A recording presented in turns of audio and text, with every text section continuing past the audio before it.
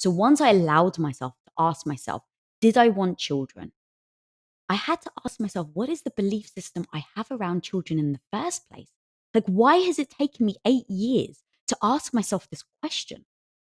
So I started to realize it was from being a child, all the messages, being Greek Orthodox, my grandmother telling me that the pinnacle of my life would be when I get married. My dad telling me that actually he didn't care what I studied at university as a degree because I would end up as a stay-at-home wife anyway. Now, all of this is their perspective of how they were brought up. So there's no judgment there. But when I look about how I had the perspective that having children was why I was put on this planet, I'm now not surprised. But all the beliefs I had around it weren't mine. And so that's where I had to start, strip away and just write down, why did I want kids in the first place? Like, do a pros and a cons. And what was all the reasons why I thought I was going to have kids? So I wrote down legacy. And as I wrote down legacy, I'm like, I don't even freaking know what legacy means. Like, it's one of these, like, I kept saying, like, oh, to continue the legacy. But what does it actually mean? And so when I started to go, well, okay, Lisa, but what does legacy mean? So I literally started like asking myself, and then I was writing down the answers of, oh, it's being remembered when you're gone.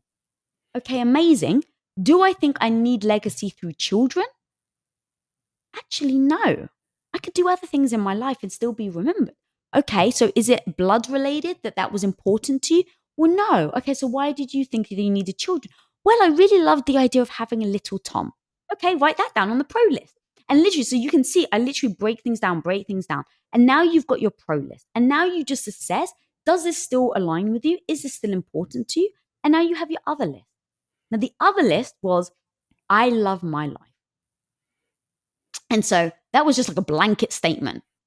And so I was like, okay, I can get so caught up in the emotion of the joy of having a kid. Like, I could literally just focus on my pro list. And I think a lot of us do, even when it comes to a business or it comes to a relationship or kids. It's like, you can focus on the amazing things. Oh my God, I'm going to have a business and I'm going to be able to create content and I'm going to change the world.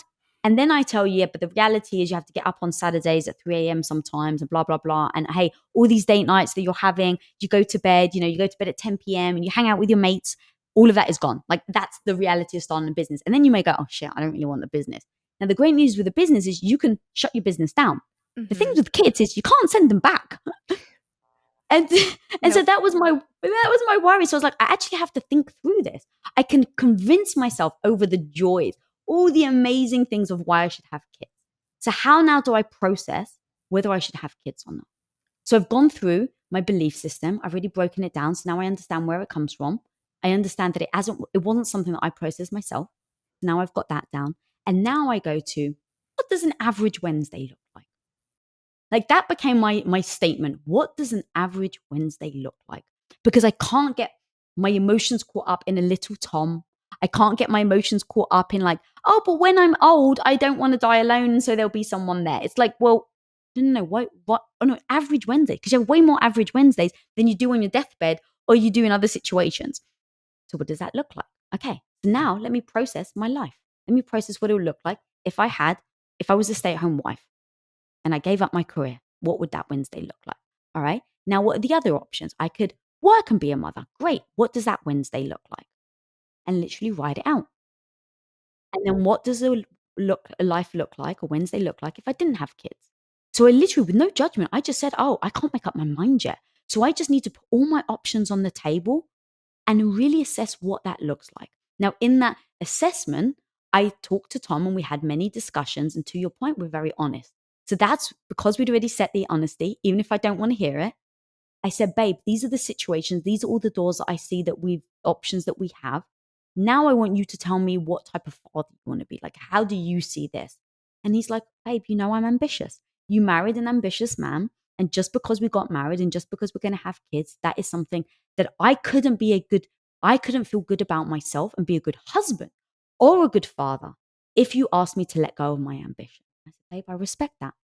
So what would that be? What would it look like to you? The type of life you would want. And that's where he said, I wouldn't be home at 7 p.m. Like, basically from Monday to Friday, you'll take care of the kids. I'm not getting up in the middle of the night because my sleep is very important to me, because I need to show up for work, because I know what I need to, how many hours sleep I need to have, very cognitive strength and being able to make the business decisions. And so I wrote that down under all my 3 options. And I said, okay, with all these 3 options, knowing basically from Monday to Friday, I'm somewhat of a single mother. Now, look, there is no hurt behind that with him because all he's doing is being honest with me. And that's what I've asked for. It's not to make Lisa happy. Like one of the most heartbreaking comments is when I hear men, especially, say, a happy wife is a happy life. That Mm-hmm. breaks my heart Yeah. because it's like you're one piece of this relationship. You're like half of the whole. And so you're just saying that your happiness doesn't mean anything and all you care about is mine. It's like that doesn't sit well with me. So, husband, love of my life, what type of father do you want to be? And if this is what leads to your happy life, then I have to take that as fact. I can't take that to heart. I can't take that as an offense. It's like it's not about me. It's about him. And so, just like I'm able to do my assessment on do I want to be a mother, I need to give him the same space and grace to do the same thing.